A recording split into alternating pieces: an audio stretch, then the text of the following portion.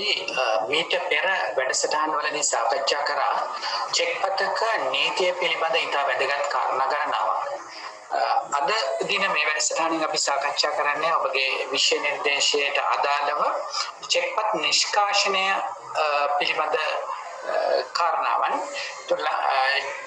චෙක්පත් නිෂ්කාශනයේදී පිළිබඳ සාකච්ඡා කරන්න කලින් අපි නැවතත් චෙක්පතක අර්ථ නිරූපණය පිළිබඳ පොඩි අදහසක් මතක් කරමු. කලින් අපි කීප වතාවක් මේ පිළිබඳ ඔබත් සමග කතා කරා. නමුත් මෙතනින් ඉදිරියටත් මේක වැදගත් වෙන නිසා පොඩි අදහසක් ගන්න බලමු. චෙක්පතේ අර්ථ නිරූපණය නැවතත් මතක් කරගන්න. නිශ්චිත පුද්ගලයෙකුට හෝ ඔහුගේ ඇනවුමට හෝ හාරකට හෝ ඉල්ලු විට මේ කොටස් ටික අපි දැන් හොඳින් කතා කරලා තියෙන්නේ. හාරක කියන්නේ කවුද කියන එක පිළිබඳවත් අපි මීට පෙර වැඩසටහනේදී වැඩිපුර කතා කරා. නියත මුදල් ප්‍රමාණයක් ගෙවිය යුතුයි නියම කරමින් අනකරු විසින් අත්සන් කරන ලදුව බැංකුකරුවෙකු වෙත අනකරන කොන්දේසි රහිත ලිඛිත නියෝගය.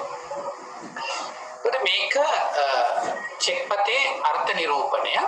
මේ තියෙන්නේ අපි සාමාන්‍ය චෙක්පතක්. මේක මීට පෙරත් ඔබට මේ වැඩසටහනේදී පෙන්නපු චෙක්පතක්. මේකේ අනකරු මෙතන සිටිනවා. අන ලදු බැංකුව ලබන්නේ මේ අනකරු මේ බැංකුවට තමයි අන කරන්නේ. ඒතකොට මේ පුද්ගලයාට හෝ ඔහුගේ මෙතන මේ අවස්ථාවේදී මේ account pay only කියන ආදායකයාගේ ගිණුමට පමණයි කියන රේඛනය පිළිබඳව අමතක කරන්න. එය නොසලකා කල්පනා කරන්න. මේ ආදායකයා එන්කොඩිතුවක්කු හෝ රැගෙන එන්නාට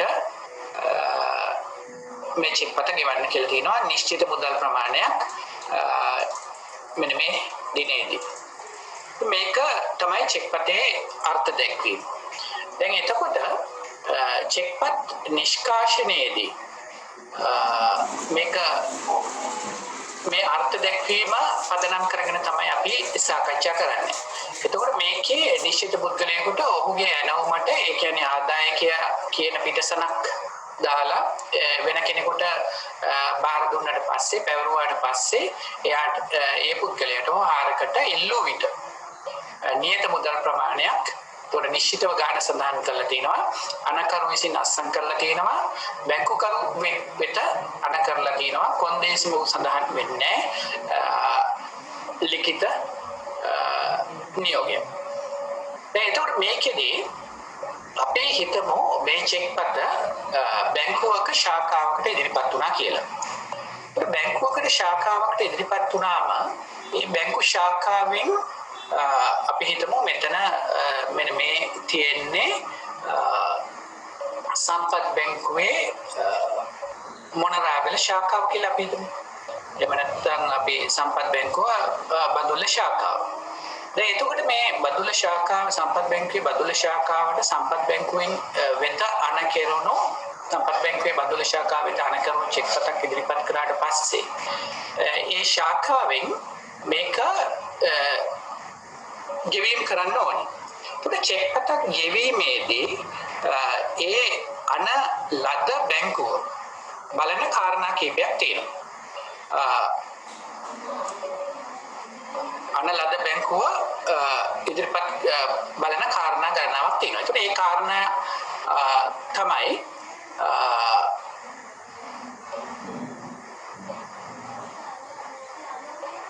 චෙක්පතේ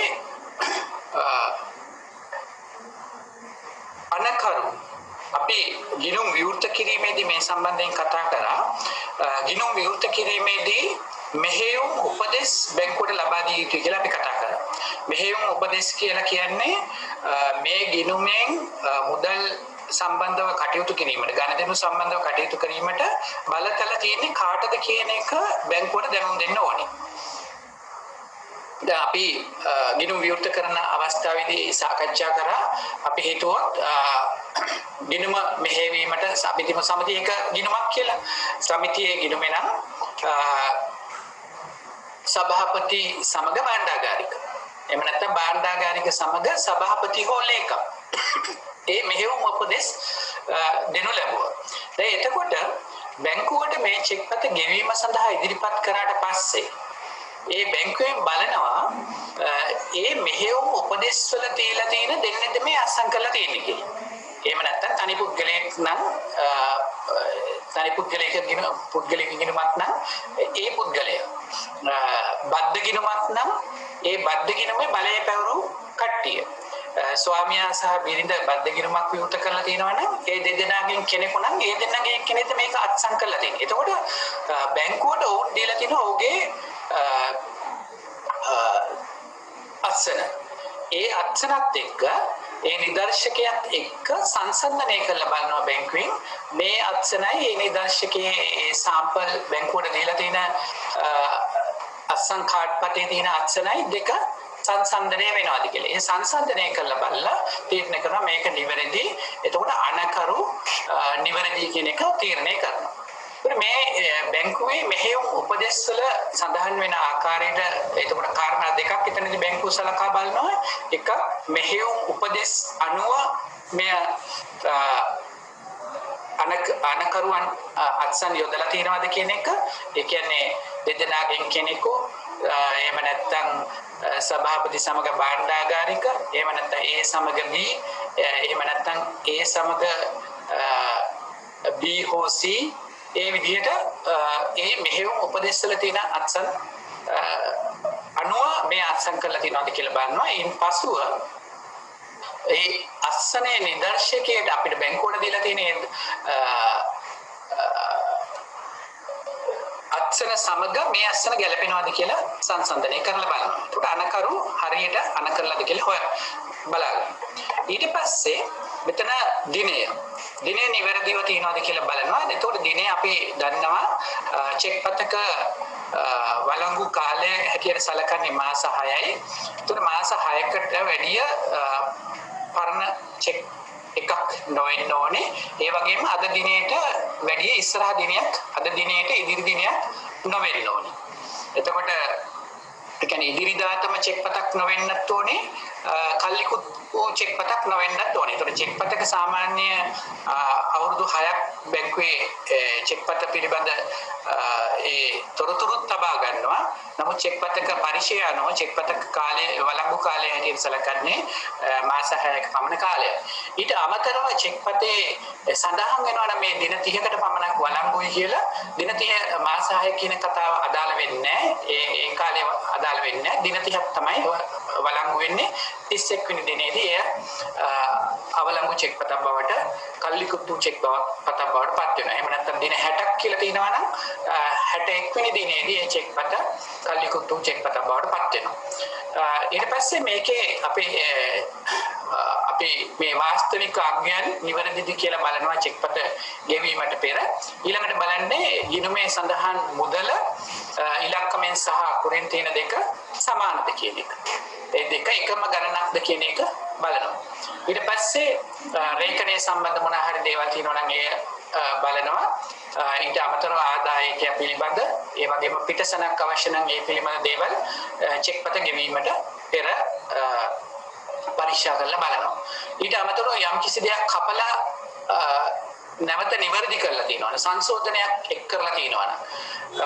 මෙතන වැඩිපුර බිඳුවක් ඇවිල්ලා ඒ කපලා නැවත ආයෙ ගාන ලියලා තියෙනවා. දිනේ වැරදිට ලියලා නැවත ආයෙ දිනේ සකස් කරලා ලියලා තියෙනවා නම් මේ අනකිරීමට අදාළ දෙදෙනාම සයින් කළා. ඒ කියන්නේ බලෙල්ල සියලු දෙනාම ඒ සඳහා චෙක්පත ගෙවීමට අත්සන් කරපු අයම ඒ සඳහා අත්සන් කරලා තියෙන්න ඕනේ යම් කිසි සංශෝධනයකට එයත් පරීක්ෂා කරලා බලන්න. ඒත් මේ විදිහට මේ කාරණා පරීක්ෂා කරලා බලලා තමයි චෙක්පත ගෙවනු ලබන්නේ. එතකොට අපි ශාඛාවකට චෙක් පතාවට පස්සේ ශාඛාවේ අපි දන්නවා දැනට සියලුම වගේ බැංකු ලංකාවේ පරිගණක ගත කරලා තින්නේ ඊට අතීතයේදී මැනුවල් ක්‍රමයට තිබ්බා. නමුත් මැනුවල් ක්‍රමයට මම හිතන්නේ දැනට ලංකාවේ එහෙම බැංකුවක් තියෙනවා කියලා. ඒ දවස්වල ලෙජර් කියන එකත් ලෙජර්ස් වල තමයි සියලු ගණදෙනු සටහන් වුනේ. එතකොට දැන් සියලුම දේවල් පරිගණක ගත කරලා පරිගණක දත්ත ආශ්‍රයෙන් තමයි මේ කටයුතු කරන්නේ. ඒතර පරිගණකයේ තුල ශාඛාවට ඉදිරිපත් කරලා පස්සේ ඒ පරිගණකයේ තුල ගිණුමේ මෙහෙයුම් උපදෙස් තියෙනවා. ඊට පස්සේ ගිණුමේ ශේෂය ඒ ගෙවන්න පුළුවන් ඒ චෙක් පත ඒ ගණදෙනු කරපු ඉෂුව කරපු නිකුත් කරන ලද චෙක් පතක්ද ඒ සියලු කාරණා මේ පරිගණක පද්ධතියේ තියෙන නිසා ඒව භාවිතා කරලා ගෙවීමේ හැකියාවක් තියෙනවා. දැන් ලංකාවේ බොහෝ බැංකු සියලුම බැංකු වාගේ තියෙන්නේ ජාලගත පරිගණක ක්‍රමයට. ජාලගත පරිගණක ක්‍රමයට ලෙස අපි සඳහන් කරන්නේ මෙහිදී බැංකු ශාඛා ගණනාවක් තිබ්බට ඒ සියලුම ශාඛා පාවිච්චි කරන්නේ එක දත්ත ගබඩාවක්. ඩේටාබේස් එක හැමෝම පාවිච්චි කරන්නේ එක. අපි උදාහරණයකට මෙතන අපි හිතමු මේක ලංකා බැංකුවේ පරිගණක ජාලය කියලා. එතකොට එක තැනක අපි හිතමු මූලස්ථානයේ හරි කොළඹ කොහේ හරි තැනක හරි ප්‍රධාන සර්වර් එක තියෙනවා. එතකොට මේ ප්‍රධාන දත්ත ගබඩාව තියෙනවා. එතකොට මේ තියෙන්නේ රට පුරා තියෙන ශාඛා. එතකොට මෙතන අපි හිතුවොත් මේක ගාල්ල ශාඛාව කියලා. ගාල්ල ශාඛාවේ ගණදෙනු කරුවේ කොහොගේ ගෙනුමට මුදල් තැන්පත් කරාම ඒ තැන්පත් කරන ලද මුදල් මේ ප්‍රධාන දත්ත ගබඩාවට නැත්නම් මේන් සර්වර් එකට ඒ මේන් සර්වර් එකේ ගබඩාව වෙනවා. එතකොට ගණදෙනු කරුවන් පිළිබඳ සියලු තොරතුරු තියන්නේ මේ සර්වර් එකේ ප්‍රධාන පරිගණකේ. ඒකට තමයි අනිත් ශාඛා අනිත් පරිගණක සියලුම දේවල් සම්බන්ධ කරලා තියෙන්නේ. දැන් මෙතන තියෙනවා නම් අපි හිතමු මේක ලංකා බැංකුවේ බුත්තල ශාඛාව කියලා. මෙතන බුත්තල ශාඛාවේ ගිණුමකට මුදල් තැන්පත් කරත් මේක මේ අර මේන් සර්වර් එකේ තියෙන ඩේටාබේස් එක තමයි අප්ඩේට් වෙන්නේ. දැන් එතකොට ඒක නිසා තමයි ලංකාවේ ඕනිම ජාලගත පරිගණක පද්ධතියක් තියෙද්දී ලංකාවේ ඕනි තැනකින් සල්ලි ජාලයේ ඕනි තැනකින් සල්ලි දැම්මම ඕනි තැනකින් ගන්න පුළුවන් කියලා කියන්නේ. මොකද ඔක්කොම පාවිච්චි කරන්නේ එක දත්ත සමූහයක්. එතකොට ඒ කියන්නේ සෙන්ට්‍රලයිස් ඩේටාබේස් එකක් තමයි තියෙන්නේ. ඒ සෙන්ට්‍රල් ඩේටාබේස් එක තමයි හැමෝම ෂෙයා කරගන්නේ බ්‍රාන්චස් ඔක්කොම. ඒක නිසා කොතනින් සල්ලි දැම්මත් කොතනින් කොයි ශාඛාවෙන් උනත් ගන්න පුළුවන් ඒ ජාලයට සම්බන්ධ වෙලා තියෙන්නේ. එතකොට මේ ශාඛාවේ පරිගණක 10ක් 15ක් තියෙනවනේ. ඒ 10ක් 15ම අර ප්‍රධාන සර්වර් එකට සම්බන්ධ වෙලා තියෙනවා. ඉතින් එතන ඒ පරිගණක වලින් කරන සියලුම data සියලුම දේවල් මේ මේන් සර්වර් එකේ අප්ඩේට් වෙනවා. ඒකට මේ විදිහට පොදු සෙන්ට්‍රල් ඩේටාබේස් එකක් තමයි බොහෝ බැංකු පාවිච්චි කරන්නේ. ඒ කියන්නේ ඔන්ලයින් සිස්ටම් තියෙන. ඒතර මේවා ඔන්ලයින් රියල් ටයිම් අප්ඩේට් වෙන්නේ ඒ ශනිකම. ට්‍රාන්සැක්ෂන් එක කරන වෙලාවෙම ඒ ගණදෙනුව කරන වෙලාවෙම මේ ඩේටාබේස් එක අප්ඩේට් වෙනවා. ඒ තප්පර ගාණින් වෙන ශාඛාවකින් බලුවොත් මේකට සල්ලි වැටලා තියෙනවා. ඉතින් මේ විදිහට ශාඛා ගණනාවක් සම්බන්ධ වුණ පරිගණක දහස් ගණනක් සම්බන්ධ වුණ පරිගණක ජාලා තමයි බැංකුවල දැනට පාවිච්චි කරන්නේ. දැන් ඒතකොට මේ විදිහ පරිගණක ජාල පාවිච්චි කරන නිසා අපිට පුළුවන් අපි හිතුවොත් මෙයා අපි හිතමු මෙයා HNB එකේ පරිගණක ජාලය කියලා. එතකොට මේ HNB එකේ අපි හිතමු මේක මරදාන ශාඛාව කියලා. එහෙම නැත්නම් අපි හිතමු නුගේගොඩ ශාඛාව කියලා. එතකොට HNB එකේ නුගේගොඩ ශාඛාව ගණදෙනු කරුවේ තමන්ගේ ශාඛාවෙන් ඉෂුව කරපු චෙක් එක ගණදෙනු කරුවන් වෙත නිකුත් කරපු චෙක් පතක් ගෙවන්න ඇවිල්ලා තියෙනවා HNB ගාල්ල ශාඛාවේ කවුන්ටරේට. ඒතර ගාල්ල ශාඛාවේ කවුන්ටරේට ආවට පස්සේ දැන් මේ චෙක් පත ගෙවන්න නම් අපි අර කියපු බලන්න ඕනි කාරණා ටික බලන්න ඕනි. ඒතකොට මතු පිටින් විධිමත්ද කියන එක බලන්න පුළුවන්. ඉලක්කමෙන් අකුරෙන් තියෙන එක හරියද? ඊට පස්සේ රේඛනයක් තියෙනවා නම් ඒ සම්බන්ධ කාරණා හරියද? පිටසනක් අවශ්‍ය නම් ඒ සම්බන්ධ කාරණා හරියද? දිනේ හරියට ඒ කාරණා බලන්න පුළුවන් මතු පිටින් චෙක් පත මතු පිට බලලා. හැබැයි මේක ගෙවන්න මේකට ශේෂයක් තියනවාද? මේ ගිණුමේ සල්ලි තියනවාද? මේ චෙක් පතට ගෙවීම් අත්හිටවපු චෙක් පතක්ද? මේ චෙක් පත මේ ගණදෙනු කරට නිකුත් කරපු චෙක් පතක්ද? ඒ වගේ ඊට පස්සේ මෙහෙයුම් උපදෙස් මේ චෙක් පතේ අස්සම් කරන්න ඕනේ කවුරුද? ඔවුන්ගේ අස්සනවල සාම්පල් කොහොමද? ඒ කියන්නේ නිදර්ශකයේ කොහොමද ඒ අස්සනේ? ඒකත් එක්ක සංසන්දනය කොහොමද? ඒතකොට ඒ වගේ කාරණා මේ දත්තක බඩාවෙන් තමයි ලබා ගන්න වෙන්නේ. සර්වර් එකේ තමයි තියෙන්නේ. ඒතකොට මේ සර්වර් එකේ තියෙන දැන් මේක මෙතන නුගේගොඩ HNB නුගේගොඩ චෙක් එක වුණාට මේක අර කියන කාරණා ටික ඔක්කොම HNB ගාල්ලේ ශාඛාවේ කවුන්ටරින් එකකට බලන්න පුළුවන්. මොකද මේකේ මේ දෙන්නව පාවිච්චි කරන්නේ එකම ඩේටාබේස් එකක් නිසා මේ සෙන්ට්‍රල් ඩේටාබේස් එකක් නිසා. දැන් ඒකට එතනදී එයා මේ ගණදෙනු කරුගේ අස්සන මෙතන තියෙන අත්සන් වලින් බලනවා. ඊට පස්සේ මෙහෙයුම් උපදෙස් ටික මෙතන තියෙනවා. ඊට පස්සේ මෙයාගේ ගිණුමේ ශේෂය තියනවාද කියන එක මෙතන තියෙනවා. බැලන්ස් එක account එකේ බැලන්ස් එක මෙතනින් බලන්න පුළුවන්. හැබැයි මේ ගිණුම අයිති වෙන ශාඛාවකට. නමුත් හැමෝම පාවිච්චි කරන්නේ සෙන්ට්‍රල් ඩේටාබේස් එකක් නිසා මේක ඕනිම ශාඛාවකින් ඕනිම චෙක් පතක් මුදල් ලබා ගැනීමට හැකියාවක් තියෙනවා. මොකද සෙන්ට්‍රල් ඩේටාබේස් එකක් හැමෝම පාවිච්චි කරන නිසා. ඊට අමතරව මේ චෙක් පත ගෙවුවොත් ඒ ගෙවුව මොහොතේම ලංකාවේ අනිත් ඕනෙම ශාඛාවකින් ගිහිල්ලා බලන්න පුළුවන් මේ චෙක් පත ගෙවිලාද කියලා. ඒ චෙක් පත ගෙවපු චෙක් පතක් කියලා පේනවා. නැවත ඒ චෙක් පත ඉදිරිපත් කළොත් මේක කලින් ගෙවපු චෙක් එකක් කියලා පේනවා. ගෙවීමේ ශේෂය අඩු වෙලා තියෙනවා. ඒකට ආයෙ වෙන තැනකින් ඒ ශේෂය ගන්න බෑ. ඉතින් මේ විදිහට පරිකරක ජාලයක් පාවිච්චි කිරීම නිසා ඕනෙම ශාඛාවකින් චෙක් පත් මුදල් කර ගැනීම හැකියාවක් තියෙනවා. අපි අර කිව්ව මුලින් සාකච්ඡා කරපු විදිහට රේඛනය කරපු නැති චෙක් පත් තමයි මුදල් ලබා ගන්න පුළුවන් කවුන්ටරේ. ඒකට රේඛනය කරලා නැත්නම් ඒ චෙක් පත කවුන්ටරේ මුදල් ලබා ගැනීමේ හැකියාව තියෙනවා. දැන් එතකොට මේකෙදී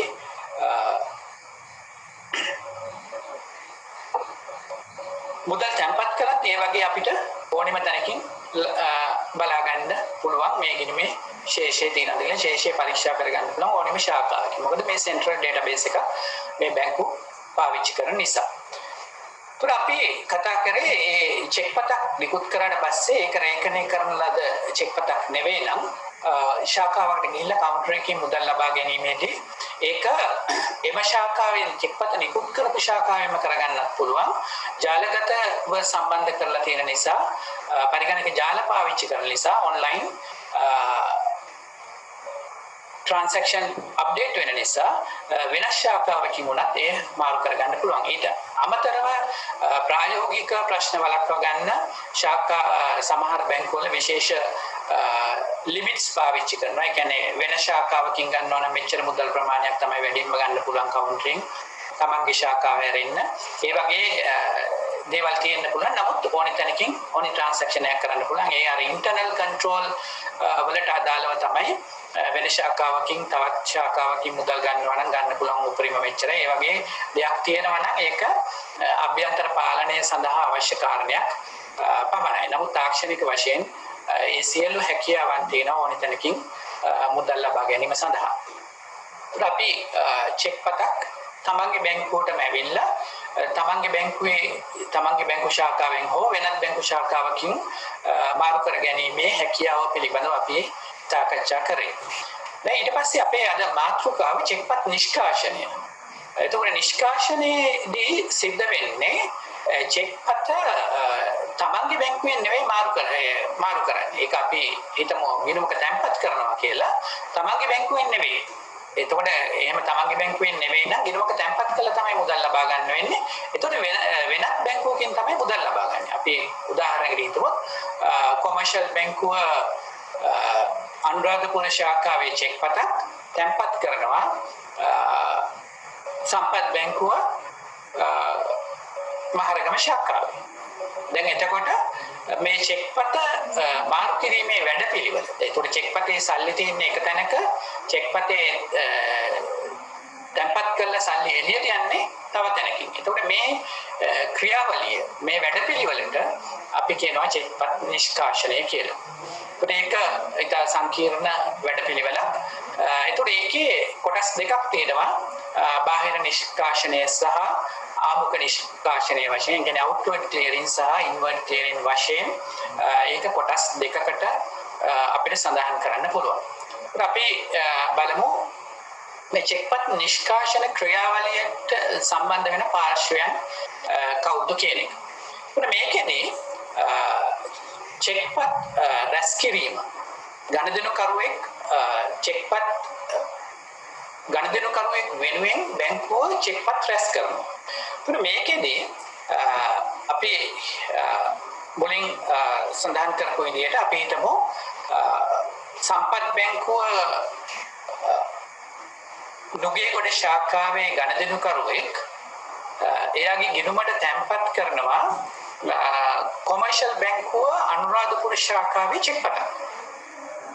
දැන් එතකොට සම්පත් බැංකුව නුගේගොඩ ශාඛාව තමයි මේ චෙක්පත තැන්පත් කරන්නේ. නමුත් මේ චෙක්පත නිකුත් කරලා තියෙන්නේ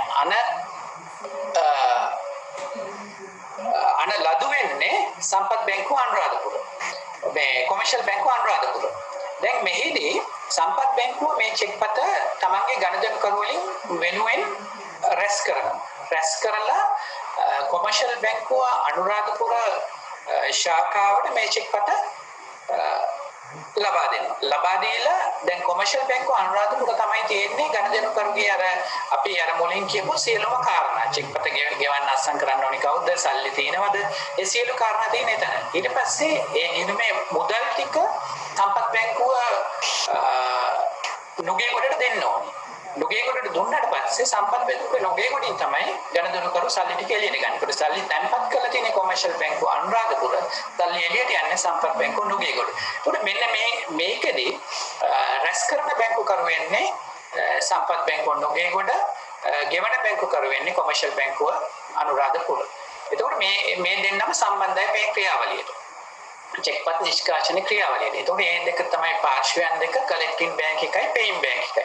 එහෙම නැත්නම් රැස් කරන බැංකුකරුයි ගෙවන බැංකුකරු. මේ දෙදෙනා මේකට සම්බන්ධයි. එතන ඊට අමතරව අතරමැදි හැටියට කටයුතු කරන්නේ ලංකා ක්ලියර් ප්‍රයිවට් ලිමිටඩ් කියන එක. ලංකා ක්ලියර් ආයතනය. එතකොට මේක ලංකා ක්ලියර් ආයතනය හරහා තමයි මේ චෙක්පත් දෙපැත්තට හුවමාරු වෙන්නේ. සෙටල්මන්ට් එක වෙන්නේ කියන්නේ මුදල් හුවමාරුව සිද්ධ වෙන්නේ. ඒ අතරමැදි හැටියට කටයුතු කරන්නේ බැංකු දෙක අතර රැස් කරන බැංකුවයි ගෙවන බැංකුවයි අතරමැදි හැටියට කටයුතු කරන්නේ ලංකා ක්ලියර් ආයතනය.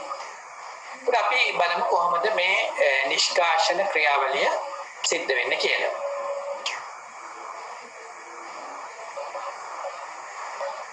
දැන් අපි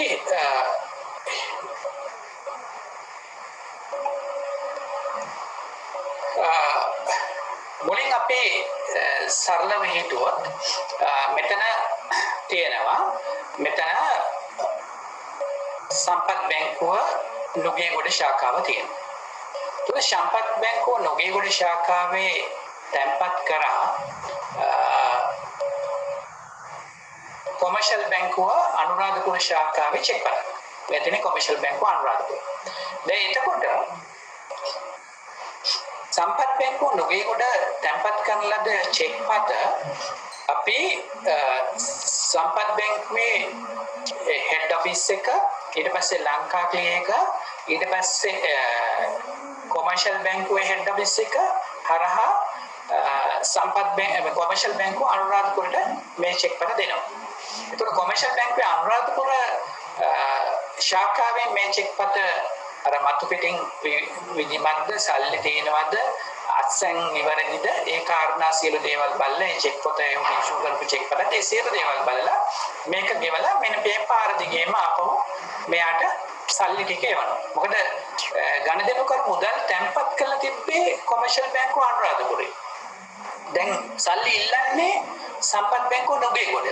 දැන් එතකොට කොමර්ෂල් බැංකුව අනුරාධපුරෙන් ඒ සල්ලි ටික චෙක්පත මෙයාට හම්බුනාට පස්සේ ඒ චෙක්පත නිවැරදිද කියන එක පරීක්ෂා කරලා බලලා නැවත නුගේගොඩ සම්පත් බැංකුවට මුදල් ටික ලබා දෙනවා. ඒතර නුගේගොඩ සම්පත් බැංකුවෙන් තමයි මුදල් එළියට යන්නේ. මුදල් තැන්පත් කරේ කොමර්ෂල් අනුරාධපුර, මුදල් එළියට ගියේ සම්පත් නුගේගොඩ. ඒතර මේ ක්‍රියාවලිය මේ චෙක්පත ඩිපොසිට් එක බාර ගන්න ඕනේ. බාර ගන්න චෙක්පත් තමන්ගේ ගණදෙනු කරු වෙනුවෙන් රැස් කරන්න ඕනේ. රැස් කරලා මේක කලෙක්ටින් බැංක් එක රැස් කරන බැංකුව සම්පත් බැංකුව නුගේගොඩ. ඊට පස්සේ මේ චෙක්පත ලංකා ක්ලිනික හරහා අපි අනුරාධපුර කොමර්ෂල් බැංකුවට යවුවා. ඒතර ඒගොල්ලෝ මේ චෙක්පත බලලා ඒගොල්ලන්ගේ සල්ලි තියෙනවා, ඒගොල්ලන්ගේ ගණදෙනු කරු දුන්න සල්ලි ඒ මුදල් ටික මේ හරහා අපව මේ බැංකුවට දීලා ගණදෙනු කරුට දෙනවා. ඒතකොට මේ ක්‍රියාවලිය තමයි නිෂ්කාශන ක්‍රියාවලිය කියලා අපි හඳුන්වන්නේ. ඒතකොට මේ නිෂ්කාශන ක්‍රියාවලියේදී සම්පත් බැංකුව කලෙක්ටින් බැංක් එක වුණා, කොමර්ෂල් බැංක් එක පේයින් බැංක් එක වුණා, අතරමැදි හැටියට ලංකා ක්ලියර් ආයතනය කටයුතු කරා. දැන් එතකොට මේ විදිහට තමයි නිෂ්කාශනය සිද්ධ වෙන්නේ. දැන් එතකොට අතීතයේ නිෂ්කාශන ක්‍රියාවලිය සිද්ධ වුණේ ඒ චෙක්පත තමයි අර ගණදෙනු කරු තැන්පත් කරපු චෙක්පත. දැන් ඒතර මේ මෙතන සම්පත් නොගේකොට මේක තැන්පත් කරාම යාගේ එතන ගණදෙනු කරු යාගේ නිරුමට සම්පත් බැංකුව කටයුතු කරන්නේ ගණදෙනු කරුගේ නියෝජිතය හැටියට. ඒතකොට ගණදෙනු අපි මේක පිළිබඳ කලින් කතා කරා ප්‍රධානීය කස්ටමර් ඒතකොට රිලේෂන්ෂිප් එක තියෙන්නේ ගණදෙනු කරු සහ බැංකු කරු අතර රිලේෂන්ෂිප් එක එතන දෙන්නේ ප්‍රධානියා නියෝජිතයා කියන රිලේෂන්ෂිප් එක සම්බන්ධතාවය. ඒතකොට ප්‍රධානියා ගණදෙනු කරු වෙනවා. ඊට පස්සේ ප්‍රධානියා ගණදෙනු කරු වෙනවා නියෝජිතයා හැටියට සම්පත් බැංකුව කටයුතු කරනවා. නියෝජිතයා හැටියට කටයුතු කරලා ඒ ගණදෙනු කරු වෙනුවෙන් කොමර්ෂල් බැංකුවෙන් සල්ලි අරගෙන සල්ලි ඉල්ලනවා. සල්ලි ඉල්ලලා ඒ සල්ලි ලබා ගන්නවා ගණදෙනු කරුගේ නියෝජිතයා හැටියට. එතකොට මේ චෙක්පත අයිති ගණදෙනු කරුට. ඒතකොට මේ මෙතන තියෙන රිලේෂන්ෂිප් එක තියෙන්නේ ප්‍රධානියා නියෝජිතයා කියන සම්බන්ධතාවය. අපි කව ගණදෙනු කරු මුදල් ගිණුමට තැන්පත් කරාම ගණදෙනු කරු ණය හිමියා වෙනවා, බැංකුව ණය ගැතිය. ඒතකොට ඒ රිලේෂන්ෂිප් එක ණය ගැතිය ණය හිමි රිලේෂන්ෂිප් එකක්. ඒතකොට බැංකුවෙන් ණයක් ගත්තොත් එහෙම ගණදෙනු කරුවෙක් එතනදී තියෙන සම්බන්ධතාවය බැංකුව ණය හිමියා වෙනවා, ගණදෙනු කරු ණය ගැතිය වෙනවා. එතකොට අර මුදල් තැන්පත් කරපු එකේ අනිත් පැත්ත. දැන් මෙතනදී තියෙන්නේ රිලේෂන්ෂිප් එක ප්‍රධානියා නියෝජිතයා කියන සම්බන්ධතාවය. ගණදෙනු කරු ප්‍රධානියා වෙනවා. එයාගේ නියෝජිතයා හැටියට චෙක්පත රැස් කරලා ඒකට මුදල් ලබාගෙන දෙනවා නියෝජිතයා හැටියට. දැන් අතීතයේදී චෙක්පත් නිෂ්කාශන ක්‍රියාවලිය සිද්ධ වුණේ 2005ට පෙර. මේ නිෂ්කාශන ක්‍රියාවලිය සිද්ධ වුණේ අර චෙක්පත ෆිසිකල් චෙක් එක. ඒ කියන්නේ අර ඒ චෙක් කොලේම මේ බැංකුවට අපි කොමර්ෂල් බැංකුව අනුරාධපුරයට මේ චෙක් එකම යවුවා. එතකොට දැන් අපි දැන් උදාහරණයකට අපි හිතමු ලංකා බැංකුව දික්වැල්ලේ චෙක් එකක් අපි හිතමු මහජන බැංකුව කිලිනොච්චි ශාඛාවේ මහජන බැංකුව කිලිනොච්චි ශාඛාවේ චෙක් එකක් ඩිපොසිට් කරා ලංකා බැංකුව දික්වැල්ලේ ශාඛාව. දැන් එතකොට ඔක ෆිසිකල් චෙක් එක භෞතිකව ඒ චෙක් පත කිලිනොච්චි මහජන බැංකුවට යවන්න ඕනේ. දැන් මේක තැන්පත් කරලා තියෙන්නේ ලංකා බැංකුව දික්වැල්ලේ ශාඛාවේ.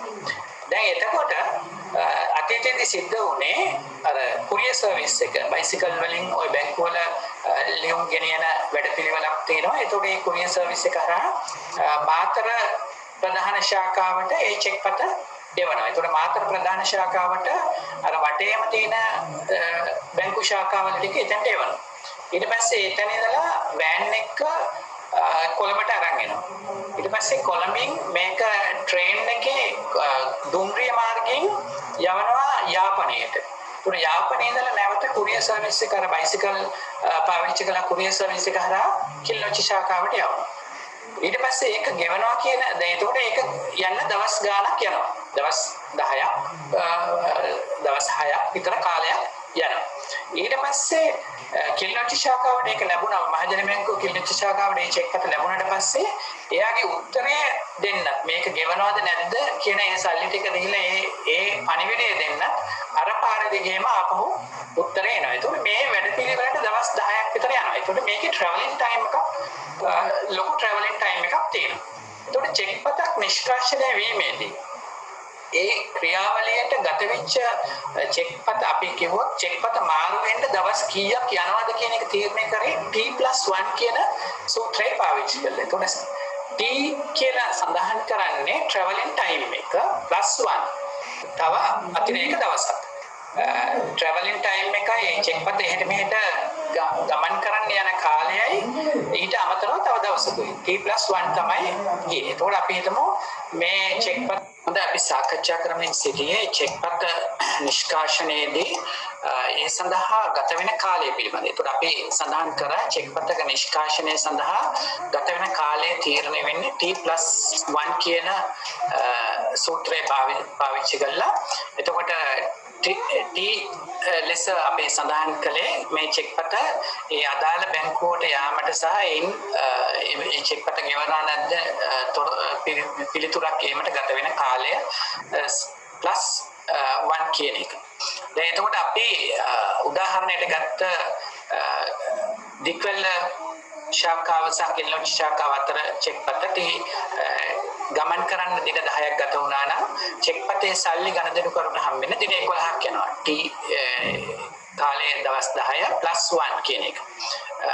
එතකොට දින 11කින් තමයි ගණදෙනු කරුට සල්ලි හම්බෙන්නේ. ඒතකොට මේ විදිහටයි නිෂ්කාශන ක්‍රමය තිබ්බේ. එතකොට අපි හිතුවත් අම්බලන්ගොඩ මහජන බැංකුවේ චෙක් පතක් තැන්පත් කරා කියලා හික්කඩුව ලංකා බැංකුවේ.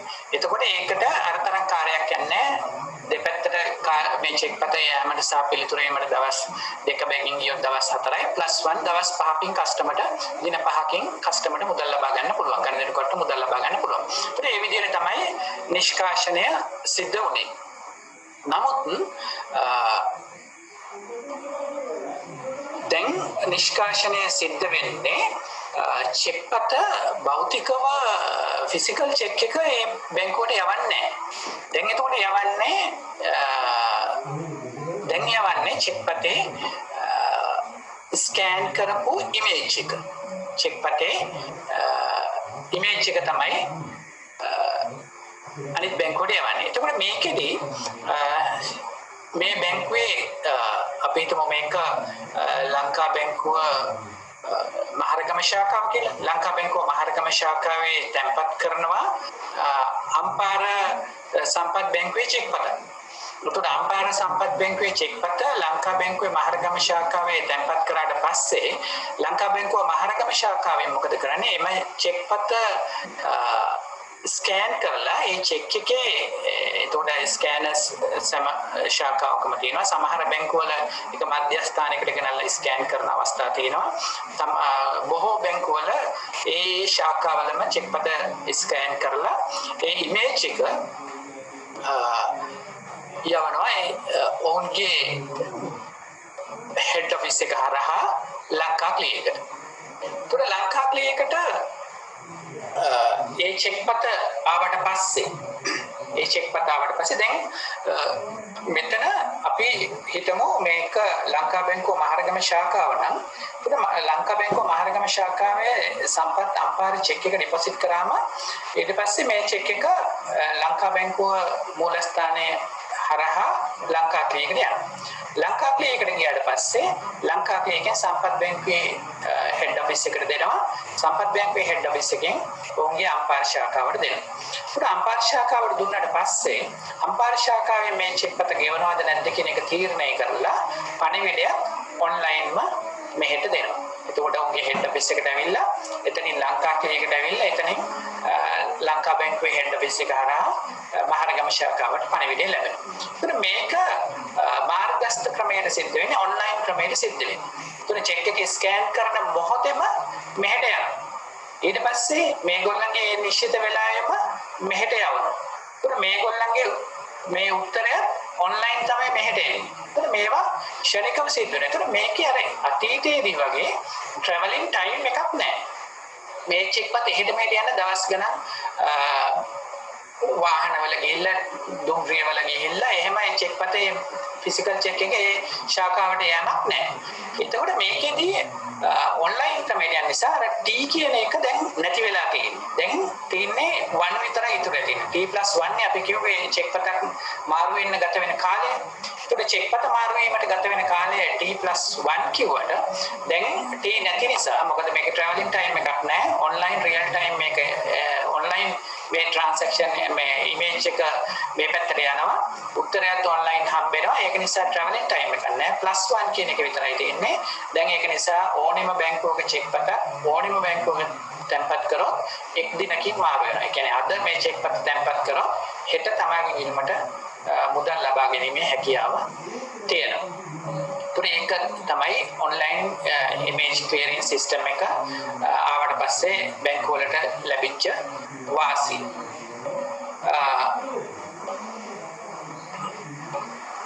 දැන් එතකොට දැන් අපි සඳහන් කරා චෙක් පතක රැස් කරන බැංකුකරු සිටිනවා ඒ වගේම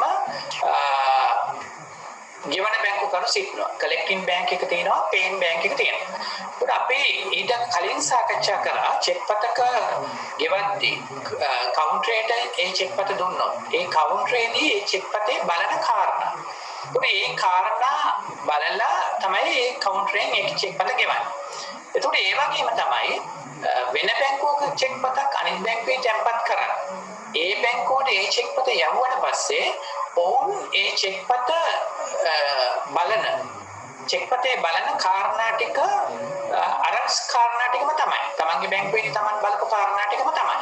එතකොට යම්කිසි අඩුපාඩුවක් තියෙනවා නම් චෙක් පතක ඒ අඩුපාඩුව තියෙද්දී ඒ බැංකුවට ඒක යවුවට වැඩක් නැහැ. මොකද ඒ බැංකුවෙන් ඒක ගෙවන්නේ නැහැ. ඒක නිසා බැංකුකරුට අවස්ථාව තියෙනවා ඒ චෙක් පත රැස් කිරීම ප්‍රතික්ෂේප කරන්න. එතකොට ඒ මොන වගේ දෝෂද කියන එක. ඒ කියන්නේ බොහෝ විට අපි චෙක් එක ගෙවීම ප්‍රතික්ෂේප වෙනවා කියන්නේ අගරු වෙනවා කියලා රිටර්න් වෙනවා කියන එක. චෙක් පත අගරු වෙන්න තියෙන ඉඩ දන්න නිසා හැම බැංකුවක්ම දන්නවා ඒ කාරණා. ඒක නිසා එවැනි චෙක් පත් රැස් කිරීම ප්‍රතික්ෂේප කරන්න පුළුවන් රැස් කරන බැංකුකරුට. ඒතර මේකේ ඊට සරල කාරණා තියෙන නිසා මම මේක සිංහලට පරිවර්තනය කරේ නෑ. සරල ඉංග්‍රීසි කාරණා මේක ඉංග්‍රීසි සටහන් වලට තමයි සරල කාරණා ටිකක් තියෙන්නේ. මේ ටිකම සිංහලෙම පසුව වෙන ස්ලයිඩ් එකක ඔයගොල්ලන්ට හම්බ වෙනවා. ඒක නිසා මේක ඉංග්‍රීසියෙන් මේ විදිහට සටහන් කරලා තියෙනවා. අතට මේකෙදී රැස් කිරීම ප්‍රතික්ෂේප කරන්න පුළුවන් කාරණා මොනවද? දැන් එතකොට අපි දන්නවා රැස් කරන බැංකුව චෙක් පත රැස් කළා ගෙවන බැංකුවට යවුවට පස්සේ ඒ කියන්නේ කලෙක්ටින් බැංක් එක පේයින් බැංක් එකට චෙක් එක යවුවට පස්සේ ඔවුන් ඒ චෙක් පතේ බලන කාරණා මොනවාද කියලා කලෙක්ටින් බැංක් එක දන්නවා. එතකොට ඒ කාරණාවල අඩුපාඩුවක් තියෙනවා නම් කලෙක්ටින් බැංක් එකට මේක යවන එක තේරුමක් නැහැ. මොකද ඔවුන් ඒක අගරු කරන නිසා ඔවුන් ඒකට ගෙවන්නේ නැති නිසා. ඒක නිසා මේ කලෙක්ටින් බැංක් එකට පුළුවන් එවලෙම ප්‍රතික්ෂේප කරන්න මේ චෙක් පත ඩිපොසිට් කරන්න බෑ. මෙන්න මේ දෝෂය තියෙන නිසා මේක නිවැරදි කරන් එන්න කියලා ගණදෙනුකරුට පහදලා දෙන්න පුළුවන්. ඒක මොනවාද මේ දෝෂ? මේ අපි අර මුලින් කාරණා කතා කරපු කාරණා තමයි. චෙක් එකේ ඉලක්කමෙන් සහ අකුරෙන් තියෙන ගණන් දෙක වෙනස්. 10500යි කියලා ඉලක්කමෙන් තියෙනවා 10000යි කියලා අකුරෙන් තියෙනවා. 10000යි කියලා අකුරෙන් තියෙනවා ඉලක්කමෙන් ලක්ෂයයි කියලා තියෙනවා. ඉතින් ඔය විදිහට ඉලක්කමෙන් සහ අකුරෙන් තියෙන එක වැරදි නම් අපි මුලින් කතා කරා ඒක චෙක් පත ගෙවද්දි බලනවා. එහෙමනම් අපි චෙක් පත කලෙක්ට් කරද්දී චෙක් පත තැන්පතු බාරගද්දී අපි ඒක බාරගන්න එකේ තේරුමක් නැහැ. මොකද ඒක ගෙවන බැංකුකරුට ගියාට පස්සේ ඔවුන්ගෙමුත් ඒක ප්‍රතික්ෂේප වෙන නිසා. ඊළඟට චෙක් පතේ ඉලක්කමෙන් හරි අකුරෙන් හරි කියන ගාන ලියලා නැහැ. එතකොට ඒක අඩු නම් අපි දන්නවා වාස්තවික අංකයක අඩු බව. ඒ කියන්නේ අසම්පූර්ණ චෙක් පතක් කියලා අපි මුලින් කතා කරා.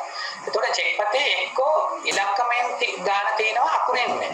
එහෙම නැත්නම් අකුරෙන් තියෙනවා ඉලක්කමෙන්. එතකොට මේ චෙක් පත රැස් කරන එකේ තේරුමක් නැහැ. මොකද ඒක ගෙවන බැංකුවට ගියාට පස්සේ ගෙවන බැංකුව ඒක ප්‍රතික්ෂේප කරන නිසා.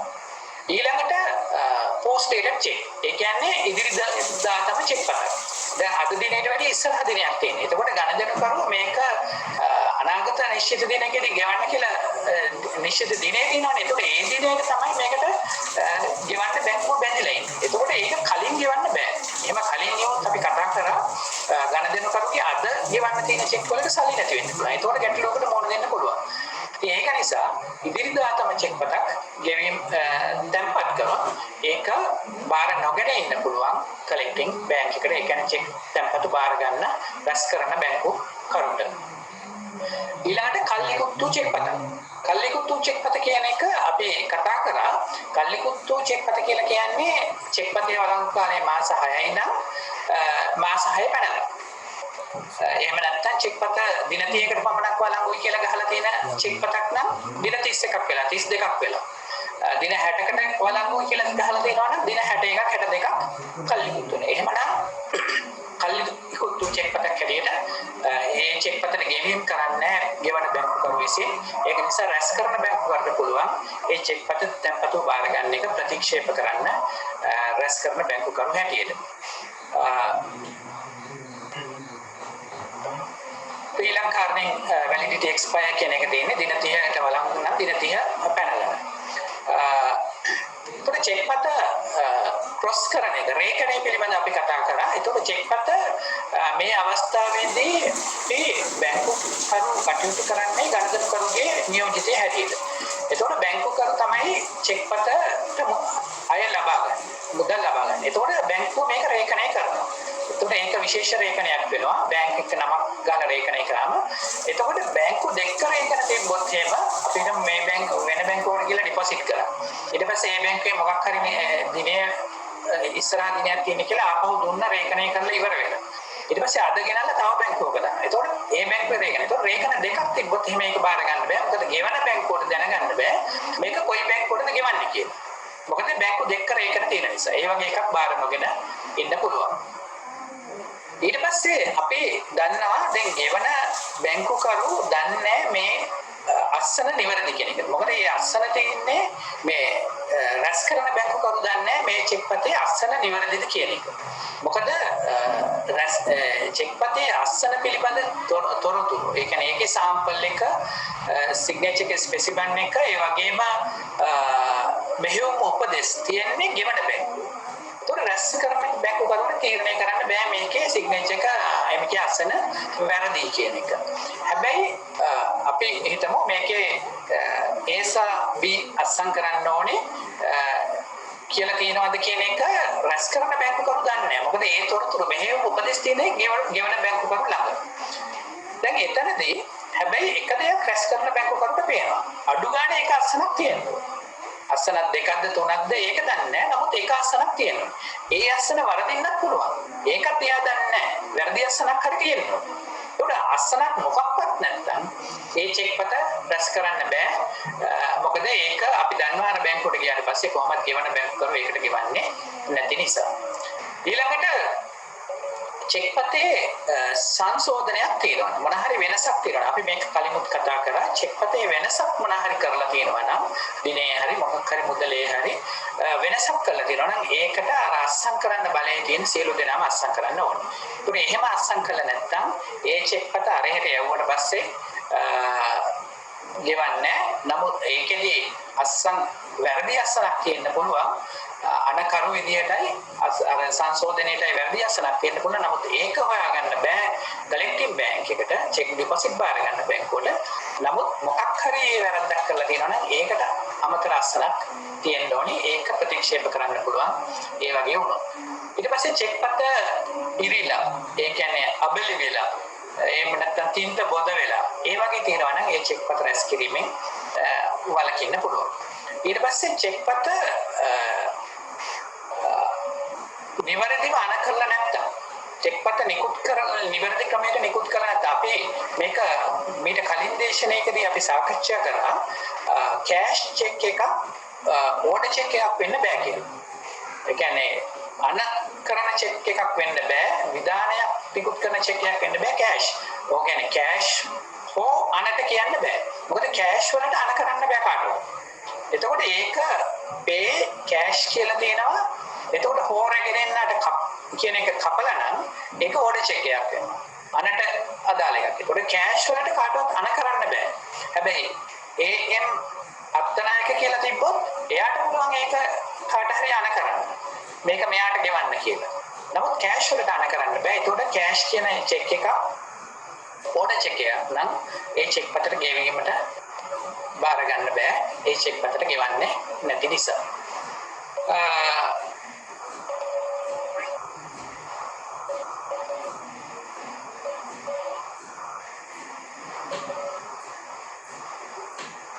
මේකේ ওই විදිහේ චෙක්පත් රැස් කිරීම රැස් නොකර ඉන්න පුළුවන් කාරණා තමයි මේකේ සඳහන් වෙන්නේ. ඒතර මේකේ අර MICR කියලා කියන්නේ magnetic ink character recognition කියන එක අපි ඊට කලින් චෙක්පත හඳුන්වා දීමේ වැඩසටහනේ සාකච්ඡා කරා.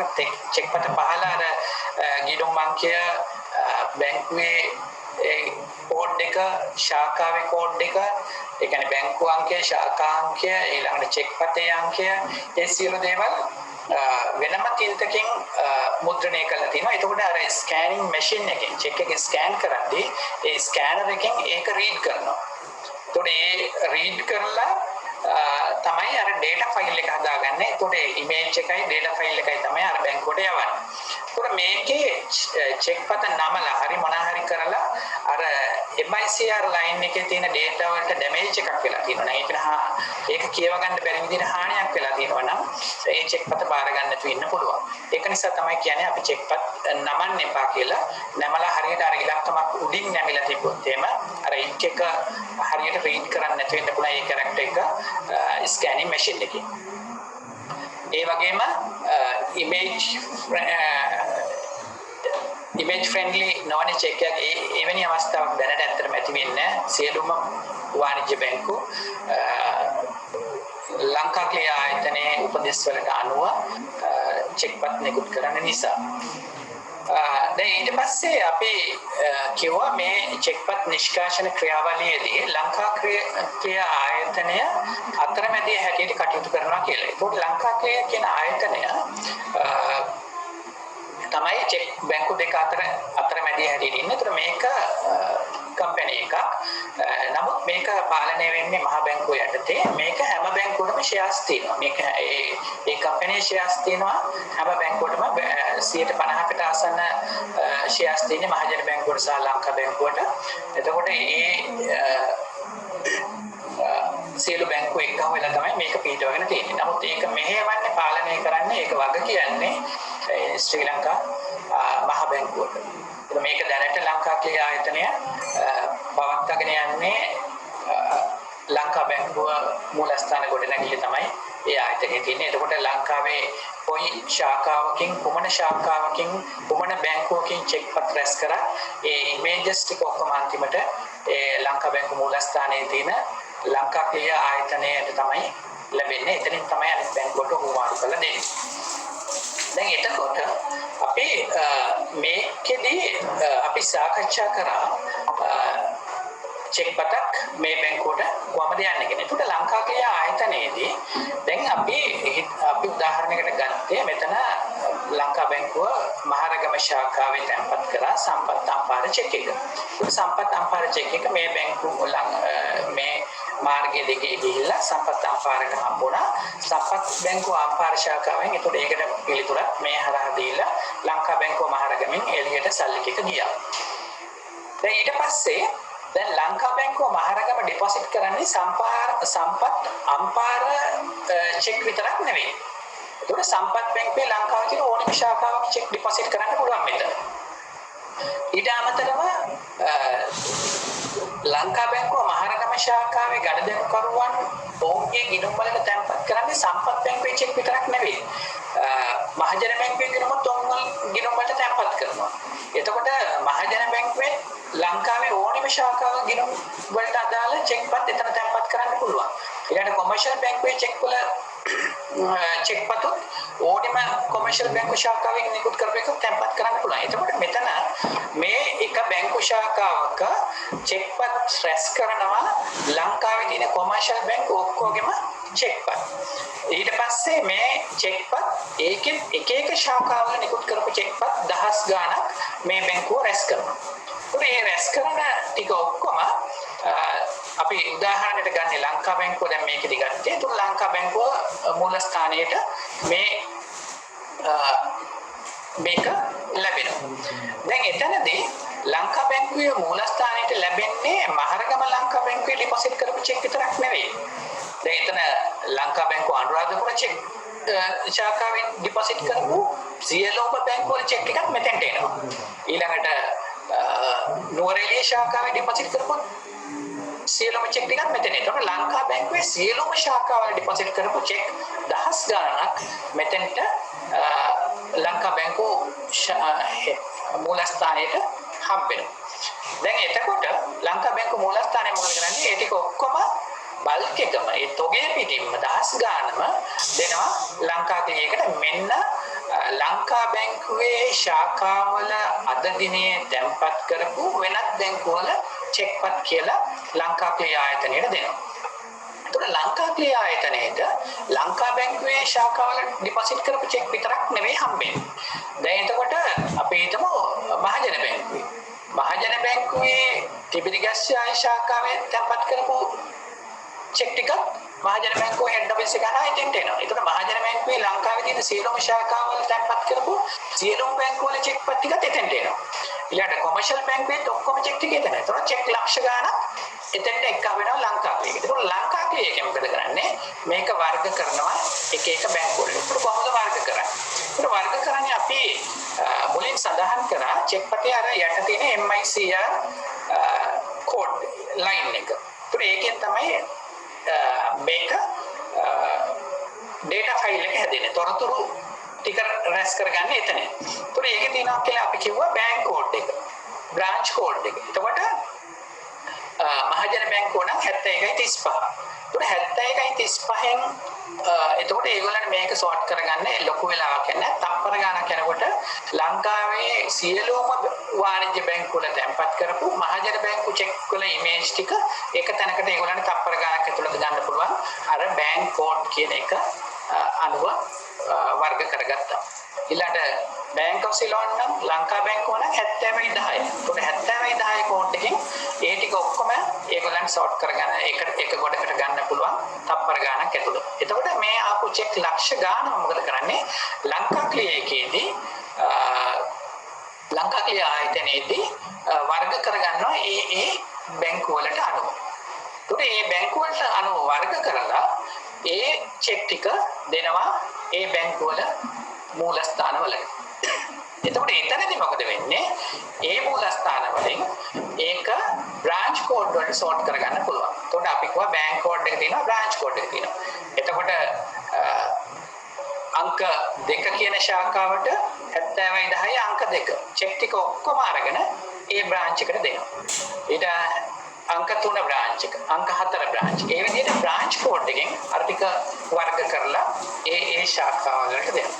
ඒත් මේ වැඩපිළිවෙල ඉතාමත් කෙටි කාලයකදී පරිගණක තාක්ෂණය පාවිච්චි කරමින් සිදු කිරීමේ හැකියාව තියෙනවා.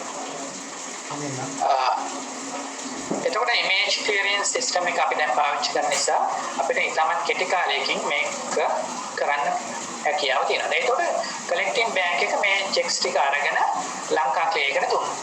දැන් එතකොට අපි කිව්වා කලින් අපි ෆිසිකල් චෙක් එකම අර බැංකුවට යවුවා කියලා. ගෙවන බැංකුවට කලෙක්ටිං බැංක් එක චෙක් එක අරගෙන ඒ චෙක් පතම එක මාධ්‍ය පාවිච්චි කරලා ඒ චෙක් පතට අන ලද බැංකුවට ඒ චෙක් පත යවුවා. ඒකට ඒගොල්ලෝ ළඟ තමයි ඒ චෙක් පත තිබ්බේ. නමුත් 2005 ඉමේජ් ක්ලියරන්ස් සිස්ටම් එක ආවට පස්සේ CITS කියන්නේ චෙක් ඉමේජ් ට්‍රාන්ස්ලේෂන් සිස්ටම් කියන්නේ. එතකොට CITS සිස්ටම් එක ආවට පස්සේ ලංකාවට හඳුන්වලා දුන්නාට පස්සේ මහ බැංකුව මැදිහත් වෙලා ලංකා ක්‍රියා ආයතනය හරහා ලංකාවේ චෙක්පත් පිළිබඳ අර 1927 මිනිමම් බිල් ආඥා පන්තේ සංශෝධනයක් එක්ක වුණා. මේ පේමන්ට් ඇන්ඩ් සෙටල්මන්ට් ඇක්ට් එක වෙනස් වුණා 2005. ඒකේ අංක 35 එක කියන වගන්තියට තේ සංශෝධනයක් ආවා. දැන් අපි කිව්ව චෙක් පතට ගෙවීම් කරද්දී ගෙවන බැංකුව තමයි චෙක් පතේ වාස්තවික අංගයන් බලන්න කියලා. ඒ කියන්නේ චෙක් පතේ අක්ෂර, දිනය, මුදල, ආදායකය, ඒ රේඛනේ ඒවා ගෙවන බැංකුව තමයි බලන්නේ. ඒකට කලෙක්ටිං බැංක් එක ඒක බලන්නේ නැහැ. ඒකට කලෙක්ටිං බැංක් එකේ ඒක බලන්නේ නැතුව යවද්දී දැන් අපි යවන්නේ මේ බැංකුවට මේ වගේ ඉමේජ් එකක්. black and white image එකක් යවන්නේ. දැන් අර භෞතිකව අර චෙක් පත ෆිසිකල් චෙක් එකම යවන්නේ. අපි මේ යවන්නේ මේ වගේ චෙක් පතේ මූණත සහ පිටුපස ඡායාරූප දෙකක් පිළිමිබු දෙකක් තමයි ඉමේජ් දෙකක් තමයි මේ බැංකුවට යවන්නේ. දැන් එතකොට මේ චෙක් පතේ අපි හිතමු මෙතන 20000 තිබ්බා 20000 කියලා තියෙනවා. එතකොට මේක මොකක් හරි සංශෝධනයක් කරා මේ මුදල 1000 තිබ්බ එක 4000 කරා. එතකොට මේ කරාම අර ඔරිජිනල් චෙක් එක තියෙන තැන එක්කෙනාට මේ පෑනේ තින්ත පාට වෙනස් වෙලා තද වෙලා මේක ලියලාද අර අනිත් අකුරු වලට වැඩිය වෙනස් දකුණු ඒ වගේ දේවල් පැහැදිලිව බලා ගන්න පුළුවන් අර ඔරිජිනල් චෙක් එක තියෙන බැංකුවල. ඔරිජිනල් චෙක් එක දැන් තියෙන්නේ කොහෙද? කලෙක්ටිව් බැංක් එකේ. ඒකට පේයින් බැංක් එකෙන් හම්බෙන්නේ මොකක්ද? මේ black and white image එක. black and white image එක තමයි ඒගොල්ලන්ට හම්බෙන්නේ. ඒකට ඒගොල්ලන්ට අරක බලා ගන්න බෑ. ඒකට තමයි ඒකෙන් තමයි මේකේ වෙනස් කරේ. දැන් අර responsibility එක අර මේවා බලන responsibility එකෙන් යම් කොටසක් දුන්නා සංශෝධන මොන හරි කරලා තියෙනවා වෙනස්කම් කරලා තියෙනවා ඒ වෙනස්කම් බැලීමේ වගකීම දුන්නා collecting bank. ඒතර paying bank එකට නෙවෙයි ඒක තියෙන්නේ මොන හරි දෙයක් ඕල්ටර් කරලා තියෙනවා වෙනස් කරලා තියෙනවා නම් ඒක ඉස්සර බැලුවේ paying bank එකෙන්. නමුත් 2005 මේ Payment and Settlement Act එක ගෙවුම් සහ පියවුම් පද්ධති පනත සංශෝධනය කරාට පස්සේ ඒ පනතෙන් සංශෝධනයට ආව ඒ responsibility එකේ වගකීම හම්බුණා රැස් කරන බැංකුවකට. ඒතර රැස් කරන බැංකුව තමයි මේ වාස්තවික අංගයන්ගේ මොන හරි වෙනසක් කරලා තියෙනවද කියලා බලන්න ඕනේ. මොකද සාධාරණ නැති නිසා black and white image එක තියෙන හම්බෙන paying bank එකට ඒක බලා ගන්න අපහසු නිසා. ඒක තමයි Payment and Settlement Act එකෙන් ගෙවුම් සහ පියවුම් පද්ධති පනතෙන් 2005 වෙච්ච එක සංශෝධනයක්. දැන් මේක තමයි අර MICR ලයින් එක. ඒත් MICR ලයින් එකේ මම කිව්වා බැංක් කෝඩ් එක තියෙනවා කියලා. මේ තියෙන 70010 කියන්නේ බැංක් ඔෆ් ශ්‍රී ලංකා. ඒත් මේ 70010න් ලංකාවේ චෙක්ස් ටික වර්ග කරගත්තා. ඊට පස්සේ එක කියන බ්‍රාන්ච් කෝඩ් එකට අදාළ ඒවා ඔක්කොම කොයි බැංකුවේ කොයි ශාඛාවේ ඩිපොසිට් කරලා තිබ්බත් තප්පර ගණක් යනකොට ඉමේජ් ටිකයි ඩේටා ටිකයි ඔක්කොම එක ළඟට අරගන්න ලංකාවේ ඒකට හැකියාවක් තියෙනවා. ඒ ටික ඔක්කොම අරගෙන ඒ මූලස්ථාන වලට ඒගොල්ලෝ ලබා දෙනවා. ඒක ওই විදිහට තමයි නිෂ්කාශන ක්‍රියාවලිය සිද්ධ වුණේ බැංකුවල. ඒත් මේකෙදී දැන් අපි චෙක් පත ගෙවීමේදී අපි සඳහන් කරා මෙතන අපි ගත්ත චෙක් පත මෙහෙට ගිහිල්ලා මෙයා පණිවිඩය එවන්න ඕනේ මේ චෙක් පත ගෙවනවද නැද්ද ඒකට සල්ලි දෙනවද කියන්නේ. දැන් එතකොට ඒකෙදී මේක සිද්ධ වෙන්නේ බැංකුව ඔක්කොම එකඟ වෙලා තියෙනවා අපි දැන් මේක අපි ගත්තේ BOC මහරගම ඩිපොසිට් කරා සම්පත් අම්පාර චෙක් එක. එතකොට බැංකු සම්පත් බැංකුවේ අම්පාර ශාඛාවෙන් නම් කියන්නේ මේක ගෙවනවද නැද්ද කියලා. ගෙවනවා නම් සල්ලි ටික දෙන්න ඕනේ මේකට. මොකද කස්ටමර් සල්ලි ඩිපොසිට් කරලා තින්නේ එහෙ. දැන් මෙතන ලංකා බැංකුවේ මහරගමෙන් තමයි සල්ලි ටික එළියට යන්නේ. දැන් එතකොට මේක දෙනවද නැද්ද කියන තීරණය ගෙවනවද නැද්ද කියන තීරණය මෙහෙට දැනුම් දෙන්න ඕනේ. එතකොට බැංකුව ඔක්කොම එකඟ වෙලා තියෙනවා අපි මේ චෙක් වලට ගෙවනවා නම් ඒ කියන්නේ වෙන බැංකුවක චෙක් පතක් අපේ චෙක් පතක් වෙන බැංකුවක ඩිපොසිට් කරලා ඒ චෙක් පතට අපිට ඒ චෙක් පත එවුවට පස්සේ අපි ඒකට ගෙවනවා නම් එහෙම නැත්නම් ලංකා බැංකුව මහරගම ශාඛාවේ ඩිපොසිට් කරපු සම්පත් බැංකුව අම්පාර චෙක් පත සම්පත් බැංකුව අම්පාරට දුන්නාට පස්සේ සම්පත් බැංකුව අම්පාරෙන් මේ චෙක් එක ගෙවනවා නම් මොකොත් මෙයාට කියන්නේ අපි ගෙවනවා නම් ඒකෙන් ලංකා ක්ලියර් එකෙන් කට් ඔෆ් ටයිම් එකක් දාලා තිනවා ගෙවනවා නම් ගෙවන්න නැත්තම් තමයි පණිවිඩය කියන්නේ ගෙවන්න නැත්තම් එකහමාරට කලින් ඊට පහුවෙනිදා එකහමාරට කලින් අපි කියනවා. ඒතර මේ බැංකුව මොකද කරන්නේ? මෙයා ගෙවන්නේ නැහැ කියලා කියයිද කියලා එකහමාර වෙනකම් බලන් ඉන්නවා. එකහමාර වෙනකම් බලන් ඉඳලා ගෙවන්නේ නැහැ කියලා කිව්වේ නැත්තම් මේ බැංකුව මොකද කරන්නේ? ඒක ගෙවුවා කියලා උපකල්පනය කරනවා. ගෙවුවා කියලා උපකල්පනය කරලා මේ කස්ටමර්ට එයාගේ කස්ටමර්ට සල්ලි ටික දෙනවා. දැන් එතකොට දැන් අර අපි යාළුවන්ට පණිවිඩ කියන්නේ අපි හිතමු අපි යාළුවෙකුට කියනවා අපි ගමනක් යන්නේ හෙට බස් වෝල්ට් එකේදී හම්බෙමු. එතකොට බස් වෝල්ට් එකේදී හම්බෙමු කියලා කියනවා. එතකොට මෙයා කියනවා මම එන්නේ නැත්තම් මම එනවනම් එකහමාර වෙනකොට එනවා. එන්නේ නැත්තම් ඔයාලට කෝල් එකක් දෙන්න. එකහමාරට දැන් යන්න කතා වෙනවා. එතකොට එකහමාරට එනවා කියලා කියනවා. එන්නේ නැත්තම් කෝල් එකක් දෙන්නම් කියලා කියනවා. දැන් එතකොට මොකද වෙන්නේ? එනවනම් කෝල් එකක් දෙනවද? එනවනම් කෝල් එකක් දෙන්නේ නැහැ. එන්නේ නැත්තම් තමයි කෝල් එකක් දෙන්නේ. දැන් ඒ වගේ තමයි මේ චෙක් වල කතා කරගෙන තියෙන්නේ. ගෙවනවා නම් මොකුත් කරන්නේ නැහැ. කෝල් එක මේ කියන්නේ ගෙවන්නේ නැත්තම් ඒ චෙක් පතට ගෙවන්නේ නැත්තම් බැංකුවෙන් මොකද කරන්නේ? කියනවා අපි ඔයාගේ චෙක් පතට ගෙවන්නේ නැහැ කියලා එකමාරට කලින්. එතකොට එකමාර වෙනකම් බලන් ඉන්නවා ගෙවන්නේ නැහැ කියලා කිව්වේ නැත්තම් මොකද වෙන්නේ? මේක ගෙවුවා කියලා උපකල්පනය කරනවා මේකට සල්ලි මෙයාගෙන් හම්බ වෙනවා කියලා උපකල්පනය කරලා මේ ගණදෙනු කරුට මේ සල්ලි ටික දෙනවා. ඒකට එහෙමයි තියෙන්නේ. දැන් එතකොට එහෙමනම් පණිවිඩය එන්නේ ගෙවන්න නැත්තම් විතරයි. ගෙවනවා නම් පණිවිඩයක් එන්නේ නැහැ. ඒකට බැංකුවෙන් කිසිම දෙයක් කරන්නේ නැහැ ගෙවනවා නම්. ඒකට ගෙවන්න නැත්තම් එකහමාරට කලින් ඊට පහුවෙන්ද එකහමාරට කලින් කියනවා. දැන් ගෙවන්න නැත්තම් කියන්නේ කොහොමද කියන්නේ? ගෙවන්න නැත්තම් කියන්නේ මෙන්න මේ අගරු නිවේදනයයි. අගරු චෙක්පත් නිවේදනය කියන එක. චෙක් රිටර්න් නොටිෆිකේෂන් කියන එක තමයි එවන්නේ. ඒත් මේක අර බැංක් එකෙන් එවනවා. එතකොට මේ තියෙන්නේ සාම්පල් එකක්. ඒත් මේකේ කොටස් තුනක් තියෙනවා මේ චෙක් රිටර්න් නොටිෆිකේෂන් එකේ. ඒකට අපි පහසුවට කියන්නේ CRN එක කියලා.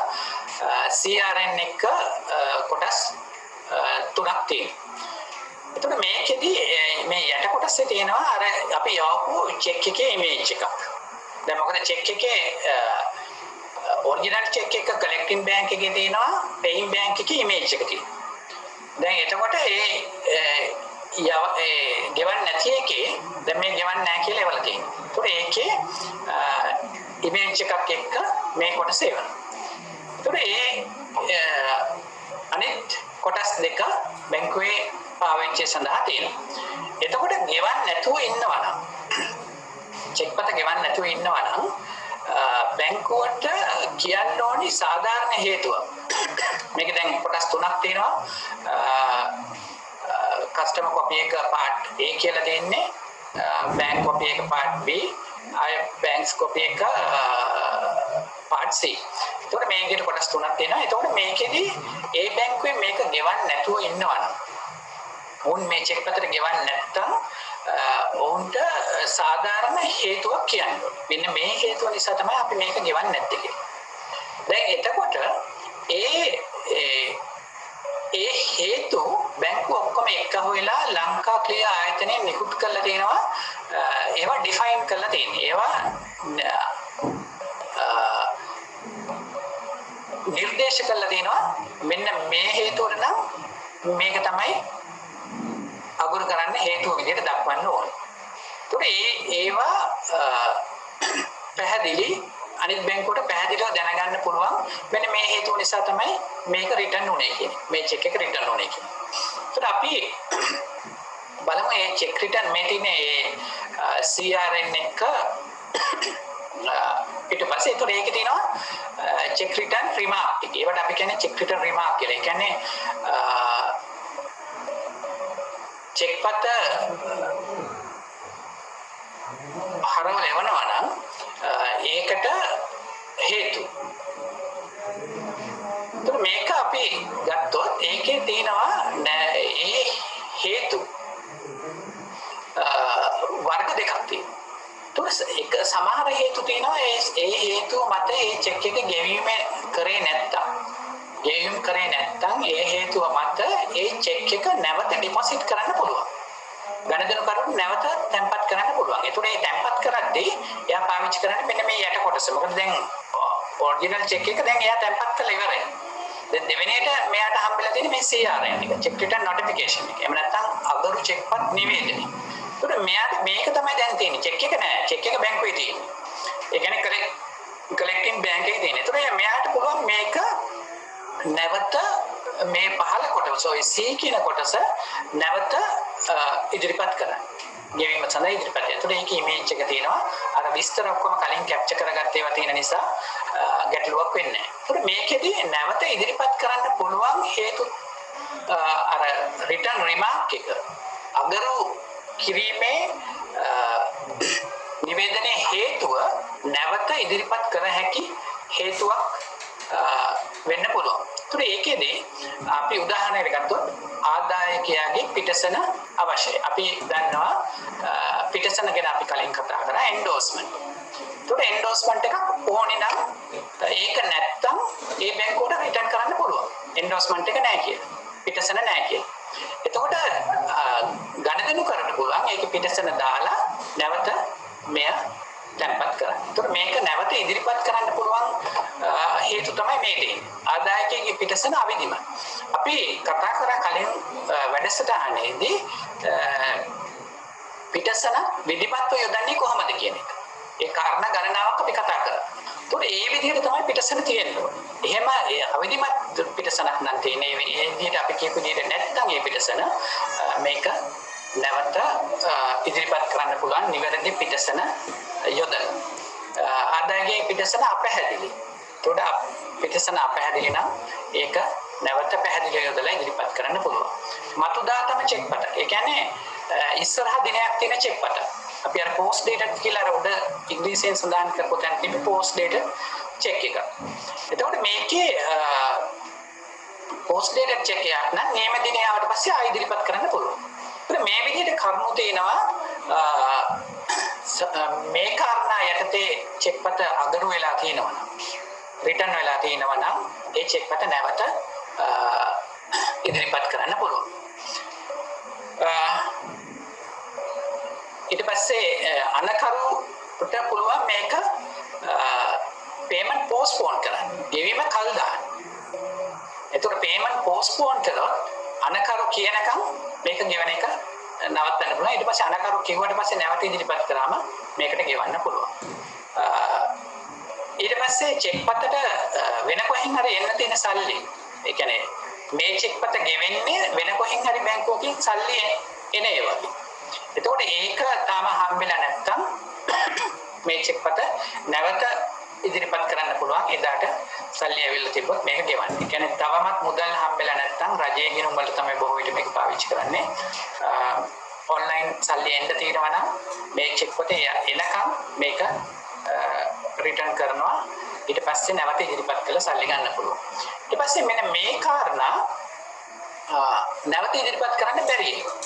දැන් අපි මෙතන අපි check return notification එකේ මෙන්න මෙතන තියෙනවා non representable කියලා. ඒ කියන්නේ මේක නැවත ඉදිරිපත් කළ නොහැකි චෙක් පත. ඉදිරිපත් කරන්න බෑ. representable නම් තමයි නැවත ඉදිරිපත් කරන්න පුළුවන්. ඒක මේක මෙතන තියෙනවා first return this CRN cannot be represented. තුන නැවත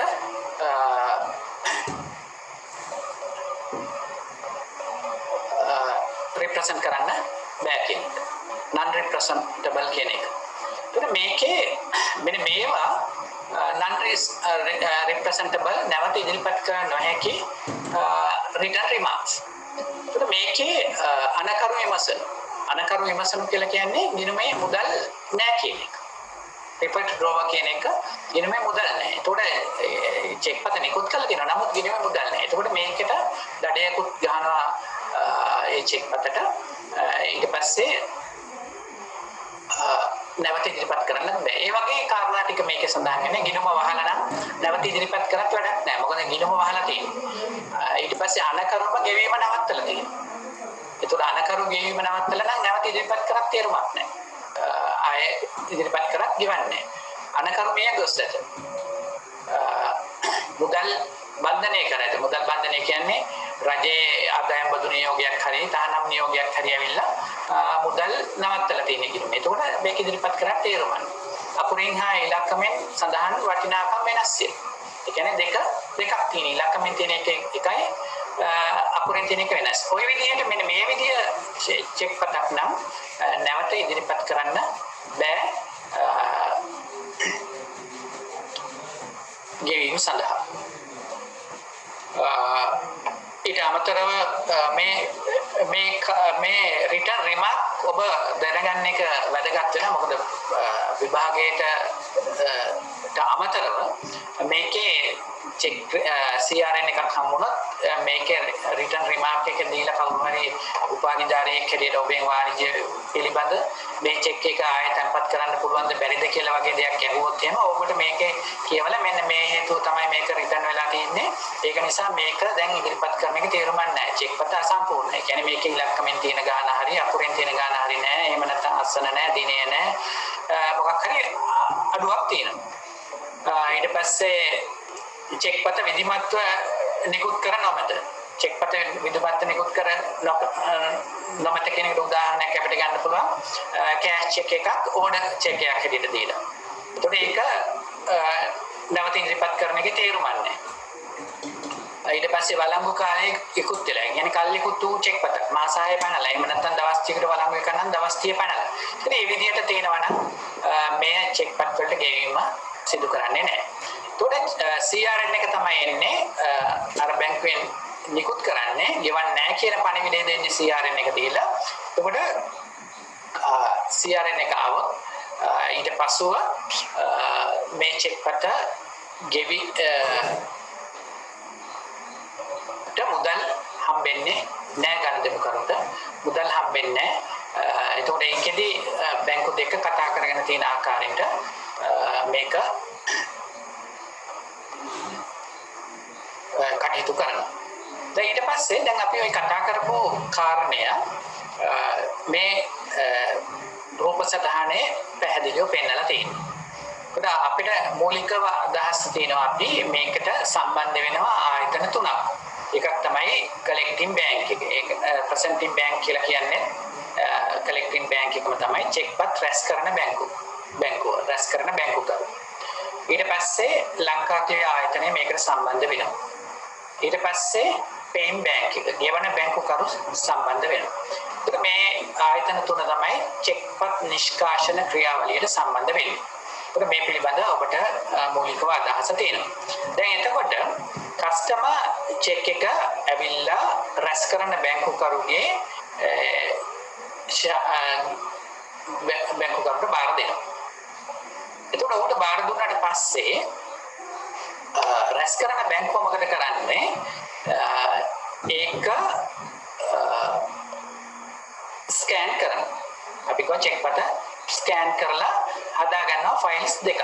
එකක් තමයි ඉමේජ් ෆයිල් එක. ඒතකොට ඉමේජ් ෆයිල් එකේ මොනවද තියෙන්නේ? චෙක් පතේ මතු පිට සහ පිටුපස black and white ඉමේජ් දෙක තියෙනවා. ඊට පස්සේ data ෆයිල් එක. data ෆයිල් එක ඒතකොට කොහෙන්ද හදාගන්නේ? අපි කිව්වා MICR ලයින් එක යට තියෙනවා. එතන තියෙනවා චෙක් එකේ account number එක, check number එක, bank code එක, branch code එක, ඊට අමතරව චෙක් එකේ ගාණ වෙනම ඇතුළත් කරන පද්ධතියට. එතකොට ඒ ටික අදාළ data file එකේ තියෙනවා. එතකොට මේ files දෙකක් හම්බ වෙනවා. එතකොට මේ පළවෙනි අදියරේදී වෙන්නේ දැන් මේක presenting bank කියලා කියන්නේ මේක ගෙවීම සඳහා ඉදිරිපත් කරන්නේ මේ බැංකුව නිසා. ඒක ප්‍රසෙන්ටිව් බැංක් කියන්නත් පුළුවන් අපිට කලෙක්ටිව් බැංක් කියන්නත් පුළුවන්. ඒ කියන්නේ මෙයාගෙන් චෙක් පත කලෙක්ට් කරගන්න බැංකුව නිසා එහෙම නැත්නම් මෙයාට ගෙවන්න ඉදිරිපත් කරන බැංකුව නිසා. එතකොට රැස් කරන බැංකුව තමයි මේක. එතකොට රැස් කරන බැංකුවෙන් අරගෙන ස්කෑන් කරලා චෙක් පත ආවට පස්සේ එයාර ඉමේජ් ෆයිල් එකයි ඩේටා ෆයිල් එකයි ලංකා ක්ලියර් ආයතනයට යවනවා. ලංකා ක්ලියර් ආයතනයට යවුවට පස්සේ ඉමේජ් එක යවුවම අර චෙක් පත කොහෙද තියෙන්නේ? ඒක දෙන්නේ කලෙක්ටිව් බැංක් එකේ. දැන් අපි ලංකා බැංකුව මහරගම ශාඛාවේ තැන්පත් කරේ සම්පත් බැංකුව අම්පාර චෙක් පත. ඒ වුණාට සම්පත් බැංකුව අම්පාර චෙක් පත ෆිසිකල් චෙක් එක තියෙන්නේ මහරගම ලංකා බැංකුව ශාඛාවේ. ඒතකොට ඒක මොකද කරන්නේ ඒගොල්ල වෙනම ආයතනයක් තියෙනවා පෞද්ගලික ආයතනයක් National Check Archive Center කියලා. එතකොට ඒකේ මේ චෙක් පත ගබඩා කරලා තියාගන්නවා. එතකොට මේ චෙක් පත ගබඩා කරලා තියාගන්න ඕනි කාලය වර්ෂ 6ක්. ඒතකොට චෙක් පතක වළං මේ ආරක්ෂා සහිතව තියාගන්න ඕනි වර්ෂ 6ක්. නමුත් අවුරුදු 6ක් වුණාට අලුතෙන් තියෙන තොරතුරු දැනගැනීමේ පනත Right to Information Act කියන එක තොරතුරු දැනගැනීමේ පනත අනුව මේ චෙක් පත පිළිබඳ තොරතුරු අවුරුදු 12ක් යනකම් දෙන්න ඕනේ. ඒක නිසා මේ චෙක් පත අවුරුදු 12ක් මේකේ ආකයිව් කරලා තියාගන්න. එතකොට චෙක් ෆිසිකල් චෙක් එක මෙතන ආකයිව් සෙන්ටර් එකේ ආකයිව් කරලා තියෙනවා. එතකොට ඒක මේ බැංකුව යටතේ තමයි තියෙන්නේ. දැන් මේ අර අම්පාර සම්පත් බැංකුවේ චෙක් එක උනාට ලංකා බැංකුව මහරගම යටතේ තමයි මේක ආකයිව් කරලා තියෙන්නේ. ගන්න ඕනි වුණොත් මොකක් හරි හේතුවක් නිසා උසාවියට හරි මොකක් හරි දෙයකට අවශ්‍ය වුණොත් මේක ගන්න ඕනි ලංකා බැංකුව මහරගම හරහා තමයි ගන්න ඕනි. අර සම්පත් අම්පාර චෙක් එක උනාට.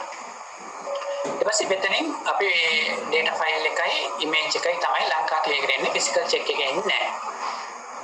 ඊට පස්සේ ලංකා ක්ලියර් එකට ආවට පස්සේ මොකද කරන්නේ? අපි කිව්වා ඔක්කොම බැංකුව වල එක්කව කරපු සියලුම කොමර්ෂල් බැංකුව වල චෙක්ස් සියලුම ශාඛාවල චෙක්ස් ටික මෙතෙන්ට එනවා කියලා. ඊට පස්සේ ඒගොල්ල මොකද කරන්නේ? ඒ ටික බෙදලා දෙනවා ඒ බැංකුව වලට. එතකොට අපි කිව්වා ඒක බැංක් කෝඩ් එකෙන් වර්ග කරලා ඒ බැංකුව වලට ඒ තමන්ගේ බැංකුව වල ඒවා ටික දෙනවා. ඊට පස්සේ ඒ බැංකුව වලින් ඒක ගෙවනවද නැද්ද කියලා තීරණය කළා. රිටර්න් නම් ඒගොල්ල ඒ තොරතුරු ටික ලංකා ක්ලියර් එකට දෙනවා. මේ චෙක් පතට මෙන්න මේ හේතු නිසා අපි ගෙවන්නේ නැහැ කියලා. දැන් එතකොට ලංකා ක්ලියර් එකෙන් මොකද කරන්නේ? මේ ඉමේජ් එක ඒගොල්ල ගබඩා කරගන්න, ආකයිව් කරගන්න. ඒත් ඉමේජ් එක ඒගොල්ල අවුරුදු 12ක් ආකයිව් කරගන්නවා. ඒතකොට ඒක බැංකුවෙන් අහනවා අවුරුදු 6ක් තමයි මූලිකව තියාගන්නේ. මේ චෙක් පත අවුරුදු 12ක් තියාගන්න ඕනේද කියලා අහලා අවුරුදු 12ක් ඕන නම් ඒගොල්ලෝ ඉමේජ් එක අවුරුදු 12ක් තියාගන්න. ඊට පස්සේ දැන් මේක ගෙවන්නේ නැත්තම් මොකද වෙන්නේ? CRN එක මෙතනින් ලංකා ක්ලියර් එක හරහා CRN එක කලෙක්ටිව් බැංක් එකට යනවා. චෙක් රිටර්න් නොටිෆිකේෂන් එක යනවා මෙහෙට. ඒකට ගෙවන්නේ නැත්තම් කස්ටමර්ට CRN එක දෙනවා.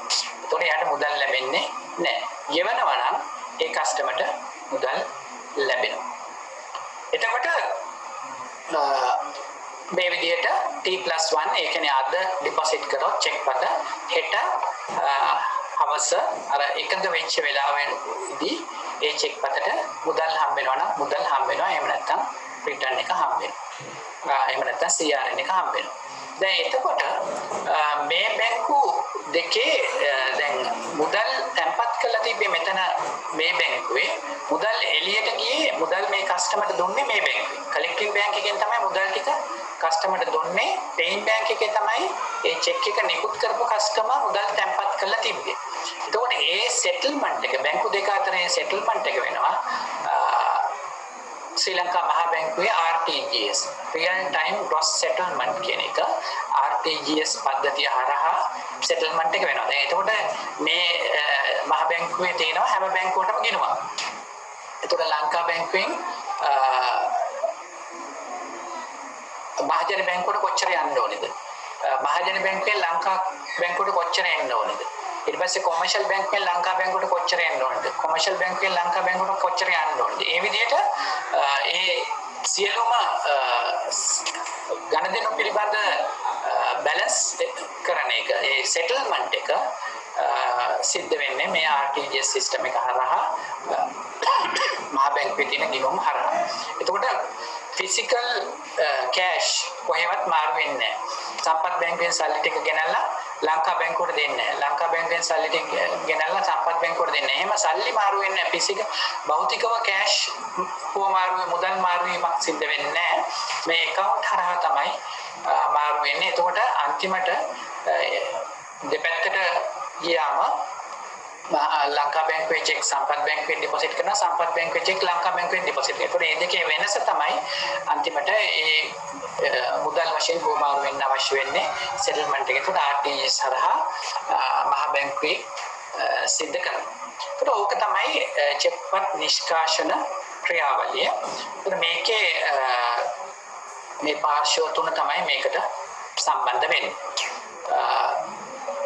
දැන් එතකොට මේ ක්‍රියාවලියේදී අපිට යම්කිසි අවස්ථාවක අවශ්‍ය වුණොත් චෙක්පත උසාවියකට හරි මොකක් හරි ඉදිරිපත් කරන්න සමහර අවස්ථාවලදී උසාවියෙන් අර ඔරිජිනල් චෙක් එකම ඉල්ලන අවස්ථා තියෙනවා. එතකොට ඒ කලෙක්ටින් බැංක් එකෙන් මේ ආකයිව් කරලා තියෙන එක හරහා ඒ චෙක්පත අරන් අපිට ලබා ගන්න පුළුවන්.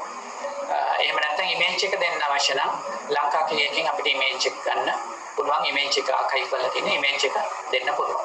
ඒකට ඉමේජ් එක තියෙන ලංකා ක්ලියර් බාරේ එතකොට නැෂනල් චෙක් ආකයිව් සෙන්ටර් එකේ තියෙනවා ෆිසිකල් චෙක් එක. ඒත් ඔය විදිහේ ඔය වැඩපිළිවෙලට අපි කියනවා නිෂ්කාශන ක්‍රියාවලිය කියලා. ඔය විදිහට තමයි චෙක්පතක් මාරු වීමේදී කටයුතු සිද්ධ වෙන්නේ. එතකොට අපි කිව්වා ඉස්සර මුල් කාලේ චෙක්පත් නිෂ්කාශනය වුණේ භෞතිකව ඒ චෙක්පත ඒ නිකුත් කරපු බැංකුවට ගිහිල්ලා තමයි ගියේ කියලා. නමුත් දැන් ඉමේජ් ක්ලියරින් සිස්ටම් එක තියෙන නිසා චෙක්පත් නිෂ්කාශන ක්‍රියාවලිය වේගවත් වෙලා තියෙනවා. අපි කිව්වා ඉස්සර T+1 කියලා. ඒ දවස් ගණනත් එක්ක සමහර දුර පළාතක චෙක් එකක් නම් දවස් 10ක් 11ක් චෙක් එක මාරු වෙන්න ගියා. දවස් 3-4 ඒ විදිහට දුර අනුව මේ චෙක්පත මාරු වීමට ගත වෙච්ච කාලය වෙනස් වුණා. නමුත් දැන් එවැනි ගැටලුවක් නැහැ. සියලුම බැංකු පාවිච්චි කරන්නේ one day clearing කියන එක.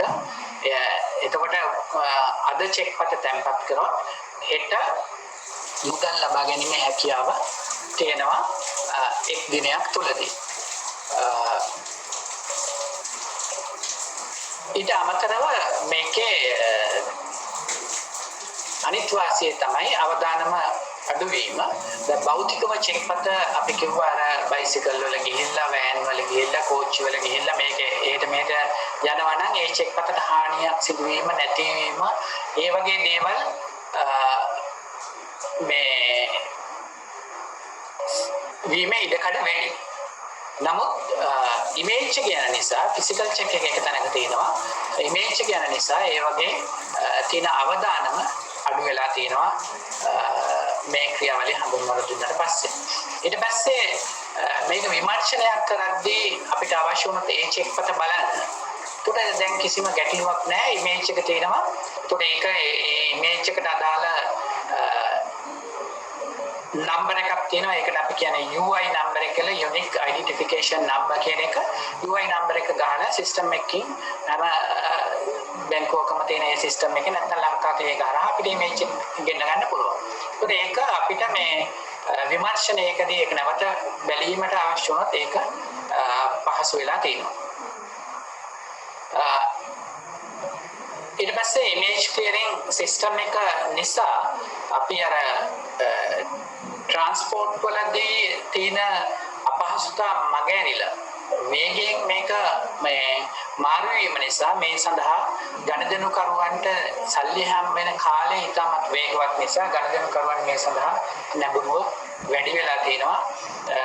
ඒ වගේම මේ සඳහා ප්‍රවේශ මාර්ග පුළුල් වෙලා තියෙනවා. ඊට පස්සේ මේකේ ක්‍රියාවලිය ඉතාමත්ම සරල වෙලා තියෙනවා. ඒ වගේම කඩිනම් වෙලා තියෙනවා. ඊළඟට මේ සම්බන්ධව තියෙන අක්‍රමිකතා වළක්වන්න හැකි වෙලා තියෙනවා. චෙක් දවස් ගාණක් යනවා නම් මාරු වෙලා වෙන්නේ ඒ අතර තුලදී වෙනත් අක්‍රමිකතා බැංකුවල සිදු වෙලා තියෙන අතීතයේදී. නමුත් මේක එක දවසෙන් මාරු වෙන නිසා ඒ වෙනින් ගැටලුවක් දැන් ඇති වෙන්නේ නැහැ. ඊට අමතරව තමයි තවත් වැදගත් කාරණයක් මේ චෙක්පත මාරු වීමේදී චෙක්පත් තැන්පතු බාරගද්දී අපි මේක කුරියර් සර්විස් එක හරහා යවනවා නම් ඒ අපිට යවන්න පුළුවන් වෙලාව අඩුයි. ඒ කියන්නේ චෙක්පත් තැන්පතු බාර ගැනීමට තියෙන කාලය අඩුයි. නමුත් මේක අපි ඔන්ලයින් මේක ඉමේජ් එක ට්‍රාන්ස්ෆර් කරන නිසා අපිට හවස 3-4 වෙනකන් වුණත් චෙක්පත් බාර ගන්න පුළුවන්. ඒ කාලය පුළුල් වෙලා තියෙනවා. ඊට පස්සේ විමර්ශනයේ පහසු ඒ වගේම ප්‍රවාහන වියදම අඩු වෙලා තිනවා. චෙක්පත් හිටීමට ගෙනියන්න යන වියදම අඩු වෙලා තියෙනවා. ඒතර මේ කාරණා ටික තමයි මේ චෙක්පත් නිෂ්කාශන ක්‍රියාවලිය ඡායාස්ත නිෂ්කාශන ක්‍රියාවලිය එහෙම නැත්නම් ඉමේජ් චෙක් ඉමේජ් ට්‍රාන්ස්කේෂන් සිස්ටම් එක හඳුන්වා දීම නිසා ලංකාවේ බැංකු පද්ධතියට ගෙවීම් සහ පියවීම් පද්ධතියට ලැබිලා තියෙන වාසිය. මේ කාරණා ටික අපි ඔබ සමග සාකච්ඡා කරේ. විශේෂයෙන් මේකෙදී අපි මතක තියාගන්න ඕනේ අර ගෙවීම් සහ පියවීම් පද්ධතියේ පනතේ 2005 සිදුවෙච්ච වෙනස. ඒකෙදී කලෙක්ටිං බැංක් එක රැස් කරන බැංකු කරුට අතිරේක වගකීම් ටිකක් ලැබුණා. ගෙවන බැංකු කරුට මුලින් තිබ්බ වගකීම් ගණනාවක් රැස් කරන බැංකු කරුට ලැබුණා. ඒ වගකීම් ටික ලැබුණා. මොකද අර black and white image එක විතරක් පාවිච්චි වෙන නිසා. එහෙමනම් අපි චෙක්පත් නිෂ්කාශනය ක්‍රියාවලිය පිළිබඳ මේ කාරණා ටික ඔබගේ විශේෂ නිර්දේශයට අනුව ප්‍රමාණවත් වේ කියලා